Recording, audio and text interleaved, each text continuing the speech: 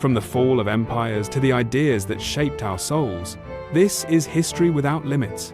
Welcome to Borderless Timeline, where history transcends borders. Buried beneath the foundations of modern cities and locked deep inside restricted museum archives, there are physical artifacts that shatter the accepted timeline of human development.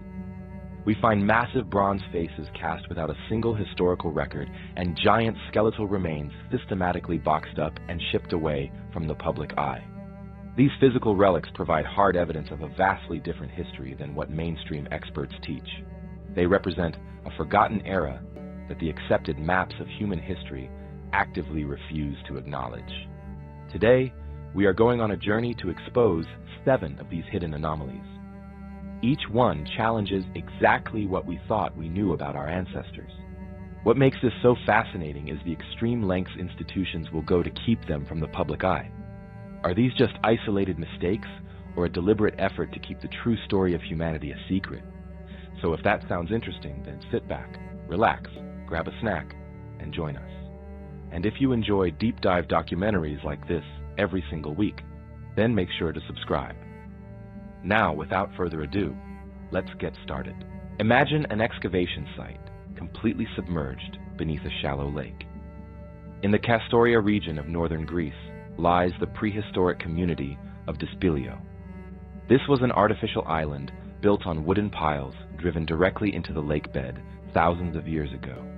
The people who lived here engineered a highly complex farming society long before the great monuments of Egypt were even a concept.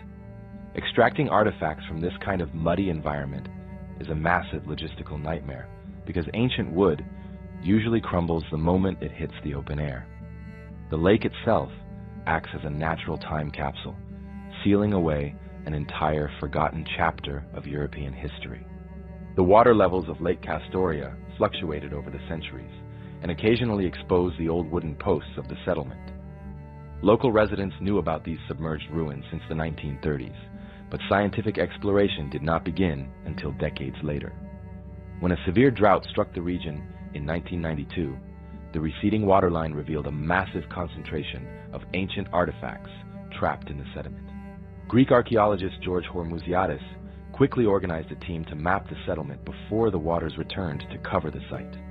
They were entirely unprepared for the sheer level of sophistication they were about to pull from the mud. During the 1993 excavation season, researchers uncovered an object that looked completely out of place in a primitive fishing village. They found a carved cedar tablet measuring roughly the size of a modern notebook hidden deep in the dark mud. The surface was covered in deliberate markings that were clearly not simple tally marks or random decorative patterns. These were specific linear symbols arranged in distinct rows that represented a highly developed system of communication. Finding complex text in a Neolithic dig site immediately changed the scope of the entire expedition. Wood usually rots away very quickly, but the oxygen-free environment of the lake bottom preserved this specific piece of cedar for millennia. To prevent the tablet from turning to dust upon exposure, the research team had to put it through a rigorous conservation process to stabilize the material.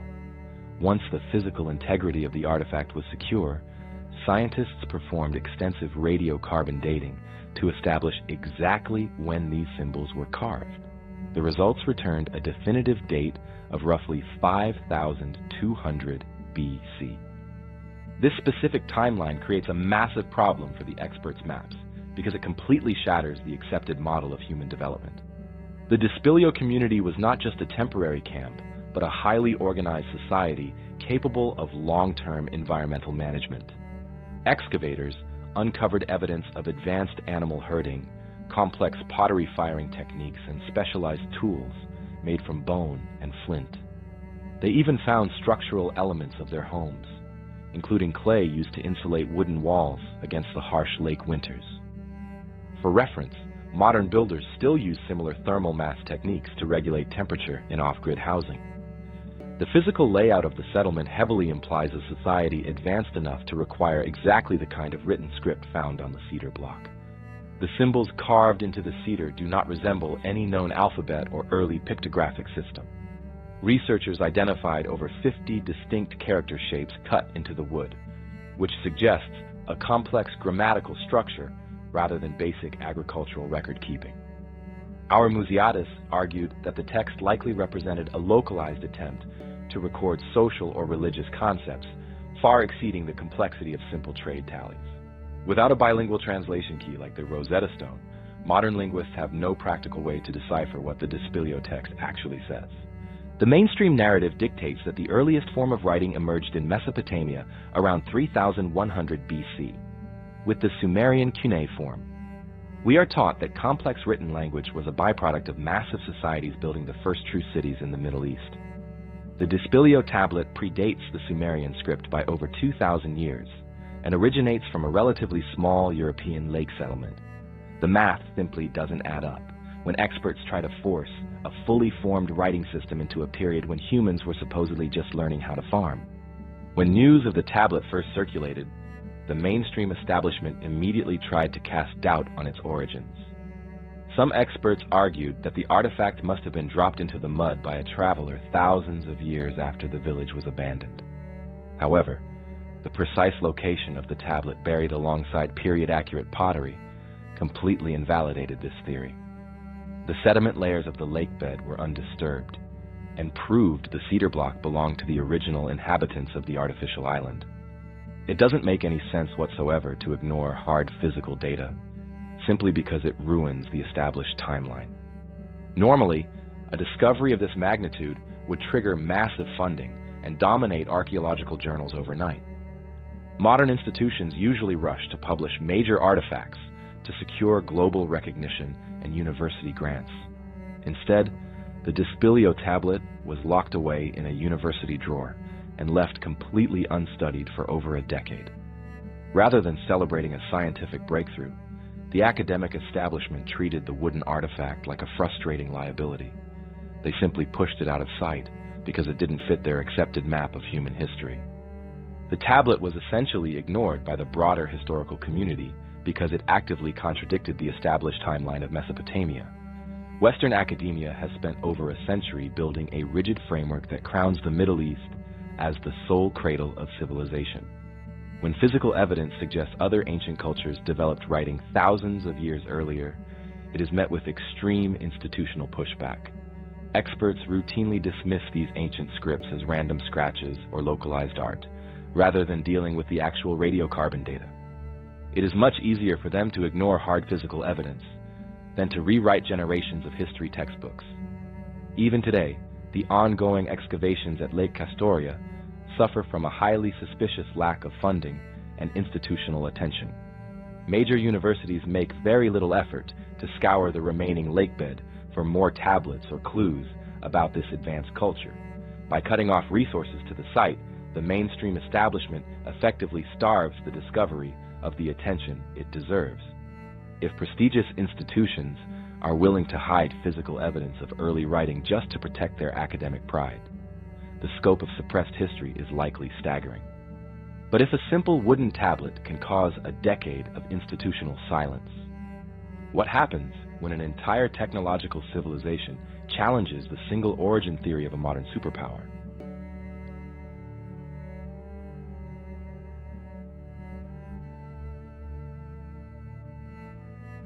In the spring of 1929, a local farmer digging a well in the Sichuan province of southwestern China struck something hard into the clay. He unearthed a large cache of beautifully carved jade items that hinted at an ancient presence in the area. Decades passed with only minor exploratory digs, while mainstream historians firmly focused their attention on the Yellow River Basin as the undisputed cradle of Asian civilization. It was not until 1986 that brickyard workers accidentally breached a massive subterranean vault, hidden beneath the soil. When official excavation teams finally arrived at the site known as Sanxingdui, they triggered a sequence of discoveries that completely shattered the established history of the continent. Researchers began unearthing a series of deep, rectangular trenches packed with monumental artifacts that looked absolutely nothing like the cultures they were taught to revere. They found themselves staring at hundreds of massive bronze faces deliberately stacked among layers of burnt animal bones and gold leaves. Picture the shock of pulling a bronze mask the size of a dining table out of the mud with angular features and massive protruding eyes. The aesthetic style of these items was entirely alien to the traditional relics found in the accepted centers of early civilization. Finding a highly advanced and totally distinct artistic culture flourishing in the remote Sichuan basin was a logistical nightmare for the academic establishment. The layout of the excavation revealed deeply unsettling anomalies regarding how these ancient people operated. The monumental bronzes were found intentionally broken and systematically burned before being carefully deposited into the pits alongside hundreds of elephant tusks. Despite the sheer volume of material wealth dumped into these trenches, the archaeologists found a complete lack of human remains or burial chambers. There was also absolutely no trace of any written language or localized script to explain who these people were or why they buried their greatest treasures. The entire civilization seemingly achieved a peak level of artistic mastery and then deliberately destroyed it all without leaving a single clue behind. Beyond the towering masks, the teams uncovered a massive bronze tree standing nearly 4 meters tall. The branches of this monumental cast were adorned with delicate bronze birds, dragons, and intricate geometric fruit. For reference, modern foundries utilizing computer-aided design and industrial machinery still find the sheer scale and thinness of these ancient casts highly difficult to replicate. The math simply doesn't add up when academics claim an isolated culture developed this level of precision metallurgy completely on their own without a long developmental history. Achieving such flawless geometric symmetry in massive bronze pores requires a deep understanding of thermal dynamics that experts insist did not exist during the 12th century BC. The chemical composition of the Sanxingdui bronzes presents another massive problem for mainstream historians. Metallurgical analysis revealed that the alloy contains a highly specific mixture of copper, tin, and lead that does not match any known local mines from that era. Picture the logistics of sourcing thousands of tons of rare heavy metals and transporting them across dense mountainous terrain without a recognized trade network. The lead isotopes found in the masks actually point to sources situated thousands of miles away, implying a vast and highly connected global supply chain. This physical evidence directly challenges the idea that these people were an isolated tribal settlement. The true threat of Sanxingdui lies in how its very existence disrupts a deeply ingrained national identity. Mainstream historians have spent generations building a curriculum based on a single unified bloodline expanding outward from the Yellow River. The physical reality of the bronze masks proves that the history of the region is actually a complex web of highly advanced and entirely independent empires. Acknowledging that an unknown and technologically superior civilization existed outside the accepted narrative forces the academic gatekeepers to rewrite their entire foundation. To protect the single origin theory of their civilization, the state apparatus stepped in to tightly manage the flow of information. They essentially quarantined the site to keep the broader implications under control. To keep the true history of the site hidden, authorities essentially locked down the entire area. Access is heavily monitored today, and excavation permits are incredibly difficult to secure. They actively break the research into isolated pieces, so no single independent team can connect the dots about the distant trade routes. The masks themselves are paraded around as cultural treasures, while the deep chemical data and strange soil dating are rarely shared with the outside world. Anyone who tries to link these artifacts to other global civilizations is quickly shut down and banned from the ruins. The narrative is carefully managed to make visitors stare in awe without asking any real questions. You can see the mechanics of this suppression by looking at the massive museum complex built directly over the excavation pits. The museum frames the civilization as an odd local anomaly rather than a major disruption to the human timeline. The academic establishment would rather stick to a flawed textbook than admit an unknown superpower once thrived in the mountains of Sichuan. They neutralized the threat of the discovery by locking it behind glass and stripping away its true context.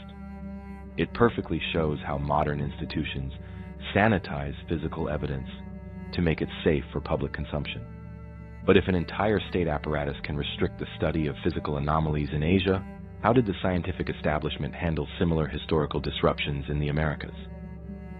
During the massive westward expansion of the 1800s, settlers and railroad crews began reshaping North America on an unprecedented scale. As they pushed through the dense forests of the Ohio and Mississippi River valleys, they encountered a landscape already heavily modified by an unknown ancient culture. Thousands of massive earthen mounds rose out of the terrain, standing in stark contrast to the natural topography of the frontier. Progress demanded flat land for farming and new train tracks, so these ancient earthworks were routinely bulldozed without a second thought. It was during this systematic destruction of the American wilderness that workers began unearthing physical artifacts that completely defied the accepted map of human biology. The engineering of the mounds themselves presented a massive logistical problem for mainstream historians long before any bones were ever discovered. Many of these structures contained millions of cubic feet of soil, precisely aligned to complex lunar and solar cycles. Some were shaped like enormous animals, visible only from the sky, while others were perfect geometric pyramids, rivaling the footprint of ancient monuments in Egypt. Building these structures required a deep understanding of advanced geometry and a massive, highly organized labor force. The accepted historical narrative claimed this level of civilization did not exist in pre-Columbian North America, creating immediate friction between physical reality and academic theory. When digging into the centers of these sophisticated astronomical alignments, farmers and construction crews repeatedly made discoveries that triggered local panics. They began pulling skeletal remains from the earth that exhibited extraordinary height and entirely bizarre anatomical features. These physical artifacts were frequently documented as measuring 7 to 8 feet tall, with unusually thick skulls and massive jawbones. Many accounts specifically detailed anomalies, like double rows of teeth or unusual cranial capacities that did not match any known local indigenous populations. The disruption to the historical record became too large to ignore once the physical presence of the actual mound builders was brought into the light. These anomalous discoveries were not isolated campfire legends spread by word of mouth among superstitious settlers. They were formal, highly detailed reports printed in reputable daily newspapers scattered across the continent. You can read countless articles from the era where local town doctors or magistrates were brought in to physically examine and measure the bones firsthand. The sheer volume of these independent local discoveries creates a massive logic trap for anyone trying to defend the mainstream narrative today. We are looking at hundreds of separate communities across different states, all reporting the exact same specific anatomical anomalies over a period of several decades. Modern academics often try to dismiss every single one of these historical accounts as a localized hoax or a misidentified animal bone. The math simply doesn't add up when you consider the communication limitations of the 19th century. Coordinating a continent-wide conspiracy to plant fake giant skeletons and convince hundreds of independent doctors to lie about their medical findings makes no sense whatsoever. The localized newspaper reports reflect a genuine period of chaotic discovery before centralized institutions stepped in to take control of the narrative. The settlers were simply reporting exactly what they pulled out of the ground before they were told it was wrong to do so. As the volume of these disruptive reports grew, the newly formed federal government realized they needed to establish a definitive, unified history of the continent. The early Smithsonian Institution tasked its Bureau of Ethnology to create a linear and uncomplicated model of human development in North America. Under the direction of figures like John Wesley Powell, the Bureau worked to solidify a narrative that matched the expansionist politics of the era. Acknowledging an unknown race of massive, highly advanced mound builders completely threatened that carefully curated anthropological map. To protect their established timeline and maintain academic authority, the institution took aggressive steps to control the physical evidence. Picture the logistics of federal agents arriving in rural farming towns specifically to take possession of these anomalous remains. The Smithsonian began dispatching field representatives across the Midwest to secure the excavation sites and pressure local historical societies to hand over their findings. The authorities convinced local magistrates that these unique artifacts required the advanced study and safekeeping that only a national museum could provide. Historical train manifests and local records show massive crates being loaded onto freight cars in towns across the country, all bound for the capital. The sheer volume of physical evidence boxed up and moved into federal custody during this period is staggering to consider. Once those train cars arrived in Washington, the skeletal remains simply dropped out of the public record entirely. The academic establishment made absolutely sure these anomalous bones never saw the inside of a public display case or a university laboratory. There were no official papers published about the extraordinary height of the mound builders, and no further biological studies were ever commissioned by the state. The physical evidence was actively compartmentalized and buried deep inside the museum's vast storage network to ensure it could not challenge the accepted textbooks. By physically removing the artifacts from the local communities that found them, the gatekeepers effectively sanitized the history of the entire continent. Modern researchers have spent years trying to track down the contents of those 19th century train cars to verify the newspaper accounts. Independent investigators routinely file Freedom of Information requests to access the specific accession logs from the early days of the Bureau of Ethnology. They cross-reference the old local articles with the dates shipments were sent to the capital to find out exactly where the bones are currently stored. Instead of academic transparency, they are met with a wall of institutional silence and heavy bureaucratic resistance. The museum routinely claims that the specific remains in question were either lost in early warehouse fires or simply never existed in the first place. When researchers do manage to bypass the bureaucracy and access the museum's internal records, they find highly suspicious gaps in the filing system. The Smithsonian openly admits to holding tens of thousands of Native American remains in their restricted storage facilities today. Yet when investigators look up the specific catalog numbers linked directly to the anomalous mound discoveries, those files are consistently marked as empty or misfiled. It takes a very deliberate effort to completely lose hundreds of massive skeletal remains that were officially documented and shipped via federal rail. The gatekeepers rely on the passage of time and the sheer size of their restricted archives to keep the true nature of the mound builders hidden. This entire situation leaves us looking at the most trusted museum archives on Earth and questioning the integrity of their foundation. When a modern institution actively obscures its own catalog to protect an outdated map of human development, the scientific process is fundamentally compromised. Surely these vanished skeletons couldn't all be a simple clerical error, right? Deep in the farming region of Transylvania, the small village of Tartaria looks completely unremarkable. But beneath the soil lies an ancient earth mound, holding one of archaeology's most controversial secrets. In the spring of 1961, a Romanian researcher named Nicolae Vlasa arrived at the site. His team was simply looking for basic pottery to help map out the area's early farming communities. As they dug down into the absolute lowest layers of the settlement, they unexpectedly broke through into a small, untouched burial pit. Tucked among ordinary stone tools and shell bracelets were 3 small clay tablets that immediately stood out from the dark dirt. 2 of the tablets were rectangular, and one was perfectly round with a distinct hole drilled straight through the top. The burial pit itself was strange and added a heavy layer of mystery to the dig. The remains belonged to a single person, who researchers eventually called the shaman due to the unusual arrangement of the grave. The bones were partially scorched and laid to rest alongside clay figurines and a massive seashell bracelet. This specific type of burial suggests the individual held a highly important religious or social role within their community. Placing the clay tablets in such a deliberate ritual setting implies the writings were considered sacred or deeply powerful. Whoever this person was, they were entrusted with items of immense cultural value before the pit was permanently sealed away.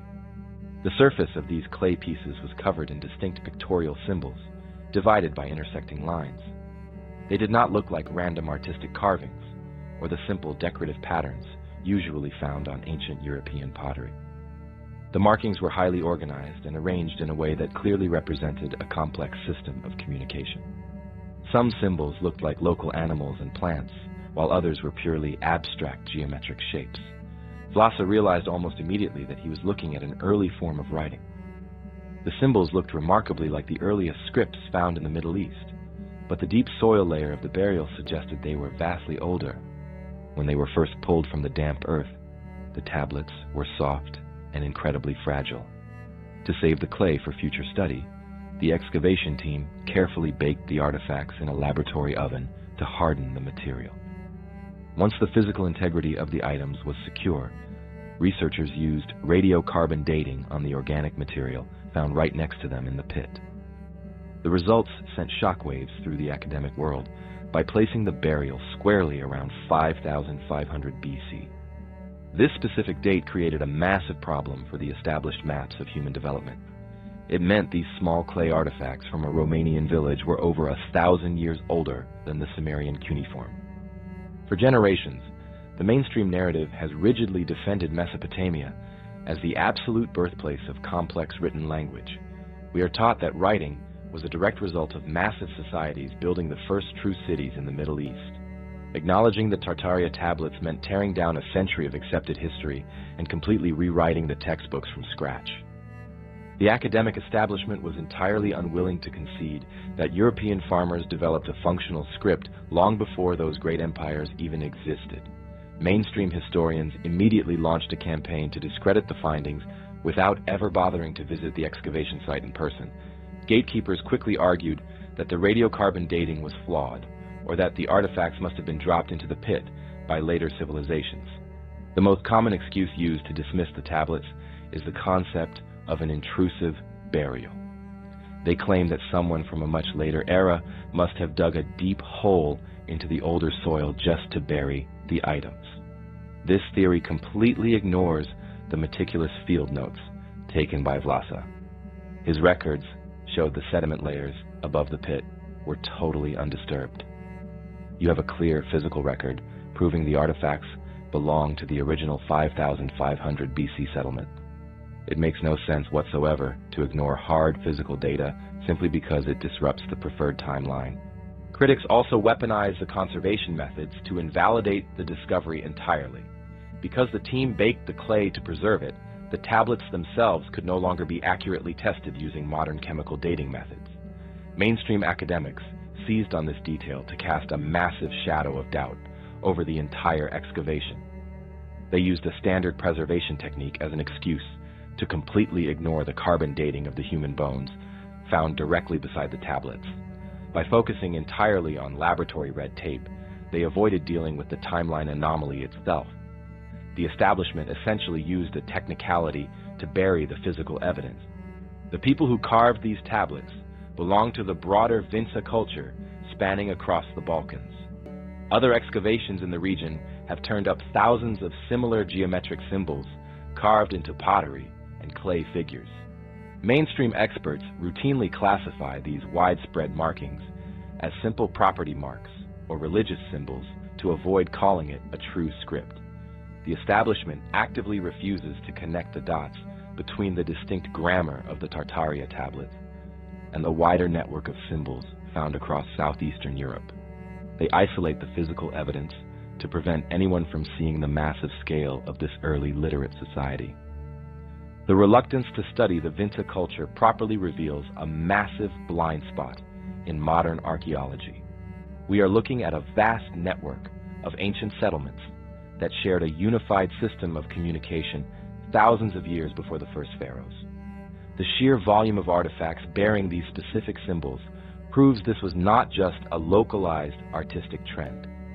Yet major universities continue to deny funding for large-scale comparative studies of the Balkan scripts.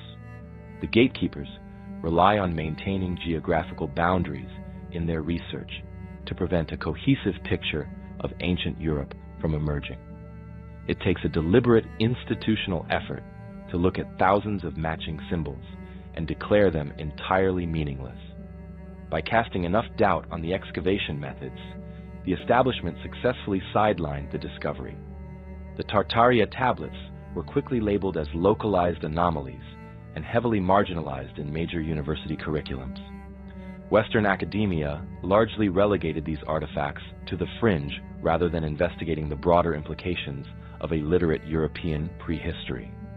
The artifacts remain housed in a Romanian museum, but they are almost never mentioned in global discussions about the origins of writing. High in the Andes Mountains, the city of Cuenca hides a very dark chapter of modern archaeology. Back in the 1920s, an Italian missionary named Father Carlo Crespi arrived to work with the local tribes of the Amazon. He spent decades earning their absolute trust by providing food, basic medicine, and education to the most remote jungle camps. In return for his kindness, the local people began bringing him ancient gifts. They pulled these items from a vast network of hidden underground cave systems. Over the years, these offerings grew from small clay figures into a massive hoard of priceless metal artifacts. Crespi housed these items right in the courtyard of his local parish, creating a sprawling, open-air museum of forgotten history. Picture walking into a dusty church courtyard and finding it completely overflowing with thousands of massive golden plates. Instead of primitive trinkets, researchers found heavily engineered sheets of precious metal standing several feet tall and weighing dozens of pounds. The sheer volume of the gold, silver, and complex metal blends gathered in this one location was entirely staggering. Many of the plates featured highly advanced metalwork, including precision stamping and intricate carvings that completely defied the technological timeline of the region. The indigenous tribes consistently maintained that they did not craft these items themselves. They simply recovered them from deep underground chambers, left behind by a much older culture. Finding a hoard of this magnitude in a modest Ecuadorian church immediately drew international attention. The most disruptive part of the collection was not the sheer wealth of the metals, but the specific symbols etched into their surfaces. Hundreds of the golden plates were covered in unknown writing that looked entirely Middle Eastern or Sumerian in origin. Researchers who visited the courtyard documented distinct carvings of winged griffins, stepped pyramids, and serpents that closely mirrored the artwork of ancient Babylon. The text adorning these artifacts did not match any known ancient language from the Americas. It suggested a highly developed system of communication, combining phonetic symbols and complex geometric patterns. Recognizing ancient Mesopotamian text on golden plates in South America directly challenged everything academia claimed to know about early human travel.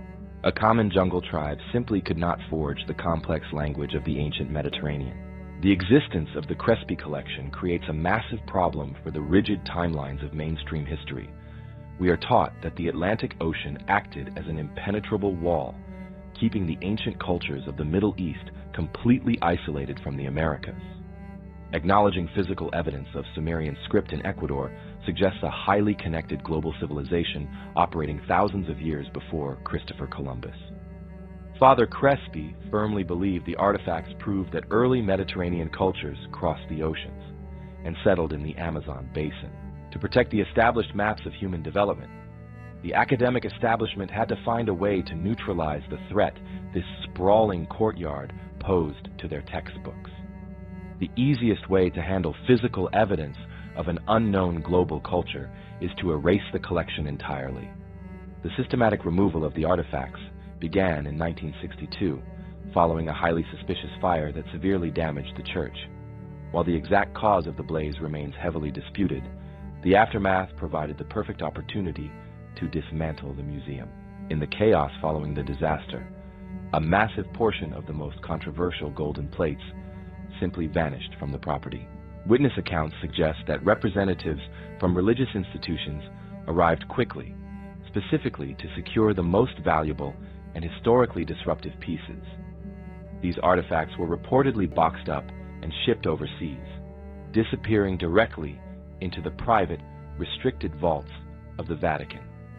It makes very little sense for a religious institution to confiscate physical evidence of an unknown civilization, unless that evidence directly threatens their established authority over the historical narrative. The items that actually survived the fire in the initial sweep were not left in the hands of the local community. Following the death of Father Crespi in 1982, the Central Bank of Ecuador quietly stepped in to purchase the remaining pieces of the collection. You would naturally expect a national bank to prominently display these priceless cultural treasures in a major public museum. Instead, the institution locked the artifacts away in their own private storage facilities, effectively removing them from public view permanently. Independent researchers and linguists who request access to study the remaining golden plates are routinely denied entry or met with heavy bureaucratic resistance. By actively blocking access to the physical materials, the authorities ensure the true origins of the artifacts remain safely hidden from any modern scientific testing. The entire sequence of events surrounding the Father Crespi collection reveals a highly coordinated effort to sanitize human history. We are looking at a deliberate institutional strategy to confiscate, hide, and suppress physical artifacts that contradict the accepted global narrative. It is highly concerning that major modern institutions actively choose to lock away paradigm-shifting discoveries rather than rewrite an outdated curriculum to reflect physical reality. Picture the dark, restricted archives stretching beneath Rome, where the true history of our world is quietly decided and contained. If the definitive proof of a connected ancient world is sitting in a private vault right now, what other chapters of the human story have they already erased? Out in the dry scrubland of New Mexico sits a flat mesa known locally as Mystery Mountain. To reach the top, you have to hike up a steep, rocky ravine that offers zero shelter from the desert sun. Hidden near the peak of this rugged trail sits a massive basalt boulder weighing roughly 80 tons. Carved directly into the flat face of this volcanic rock is a dense block of text that looks totally out of place in the American Southwest. Archaeologist Frank Hibben officially documented the site in 1933 after a local guide claimed he had seen the stone as a young boy in the 1880s. Finding a massive inscribed monument hidden in the middle of nowhere immediately makes you wonder who was actually crossing these deserts long before European settlers arrived. The carving is not just a collection of random scratches or local indigenous rock art. It is a highly structured version of the Ten Commandments, written in a variation of ancient Paleo-Hebrew. What makes this so strange is the specific grammar used by the unknown author. The text features a complex blend of ancient Hebrew mixed with distinct Greek influences that points to a very specific time frame around the 1st century. A common railway worker or 19th century pioneer simply would not have the deep academic knowledge required to forge such an obscure ancient dialect. Carving this much text into solid rock takes immense effort and a profound dedication to the message. Volcanic basalt is incredibly hard and notoriously difficult to cut. To make a single precise groove in this material requires specialized steel tools and a tremendous amount of physical force. Picture the nightmare of a supposed 19th century prankster, hauling heavy industrial equipment up a treacherous desert incline just to play a practical joke. The cuts on the Los Lunas stone are deep and deliberate, showing none of the erratic flipping you see from someone casually scratching at a rock. The person who created this monument was a highly skilled stonemason executing a perfectly planned document. This was a permanent physical marker, claiming a presence in an unknown land. The very existence of this stone creates a massive logistical nightmare for mainstream historians. The accepted map of human development firmly states that there was zero contact between the Middle East and the Americas before Christopher Columbus.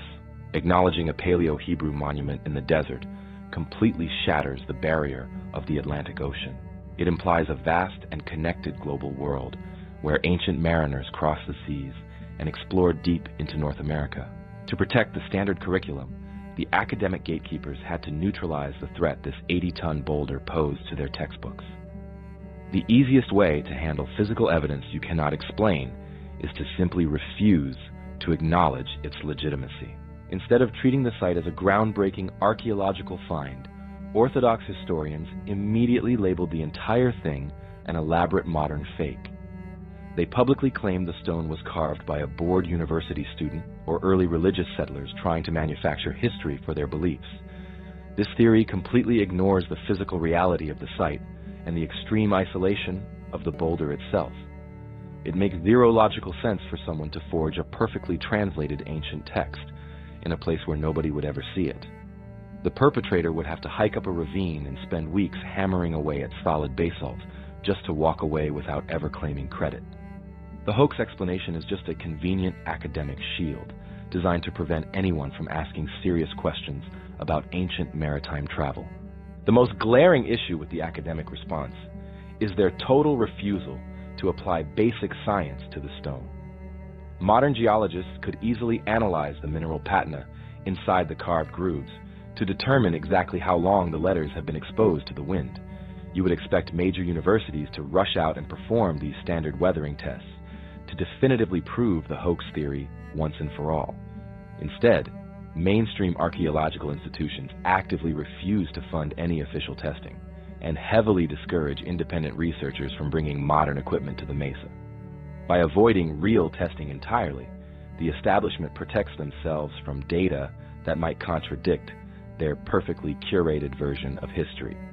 It is highly suspicious that experts refuse to apply the scientific method to a site that completely contradicts the experts' maps of pre-Columbian transoceanic contact. By officially dismissing the monument without proper testing, the academic establishment effectively stripped the site of any federal protection. Because the boulder is categorized as a modern fake, rather than a legitimate historical artifact, it is left completely exposed to the elements and the general public.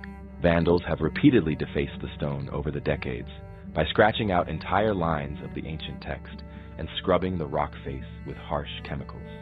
The gatekeepers know that leaving the stone unprotected in the desert is the most efficient way to erase the evidence permanently.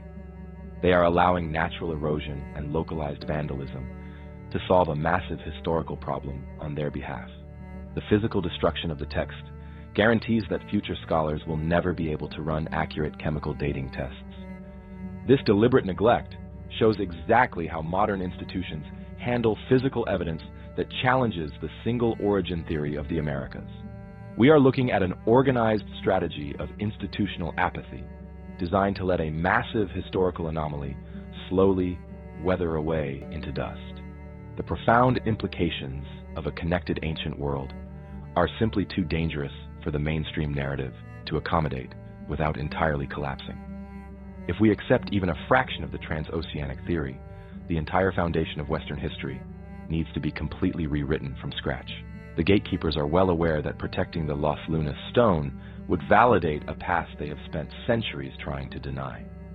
But if stone monuments in the desert are left unprotected to preserve the accepted timeline, how far back does the effort to suppress alternative human history actually go?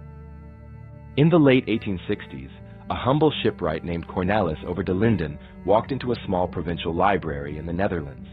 He was carrying a very strange family heirloom.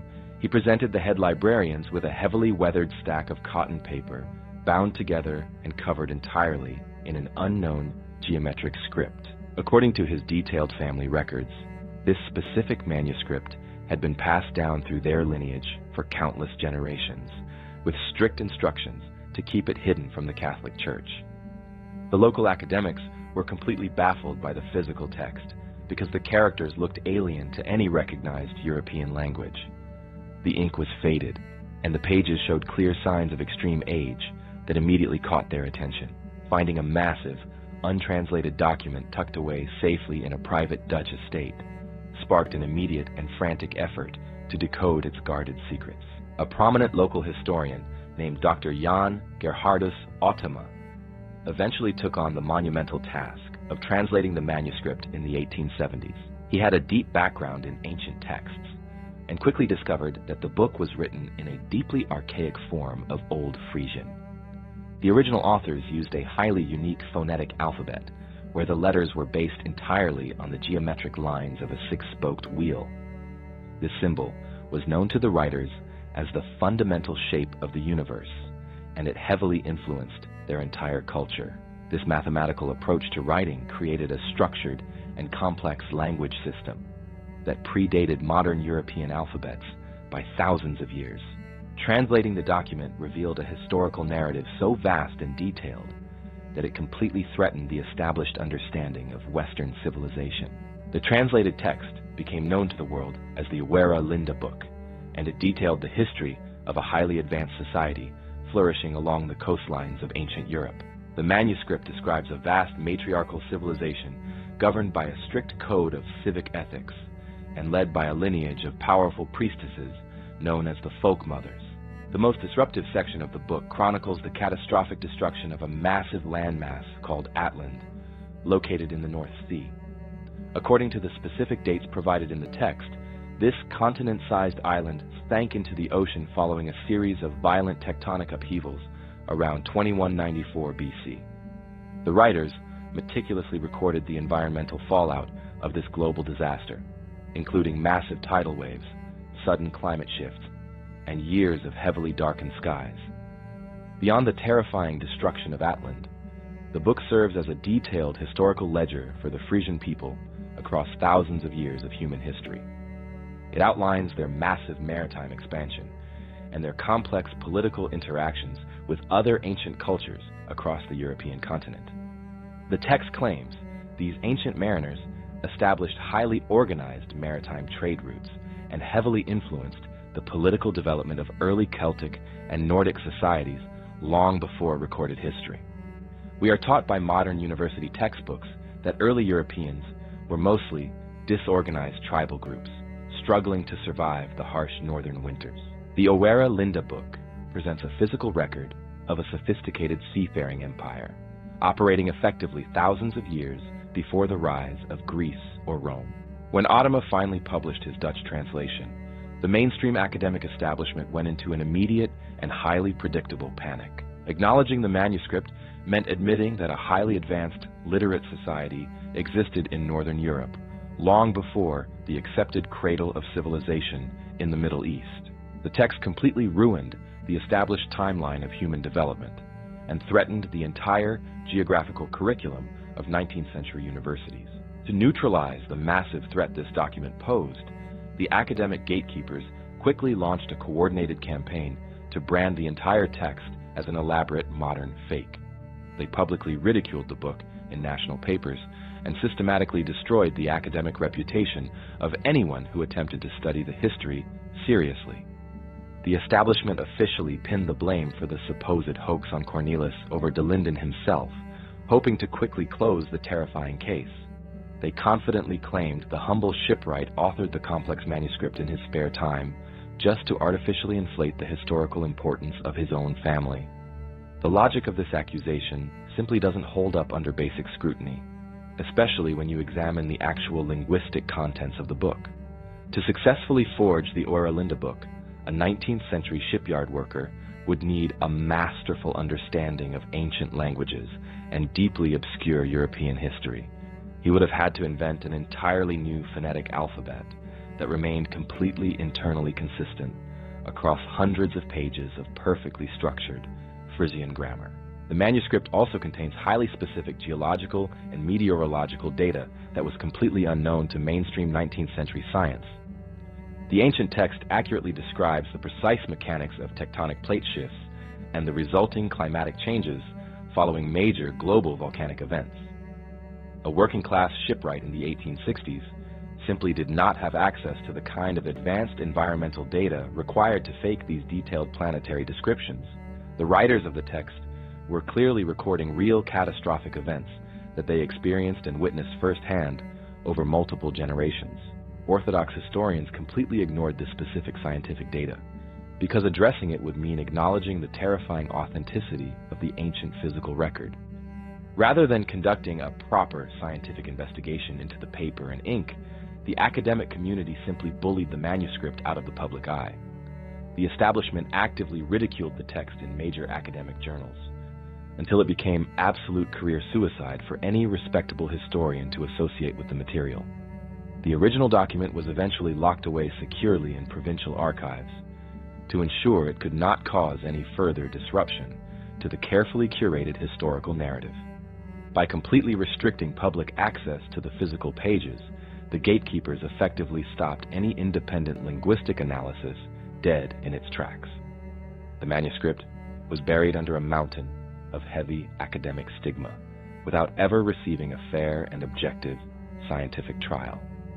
The original physical manuscript remains securely locked in the restricted archives of the Tresor Library in Leeuwarden to this very day.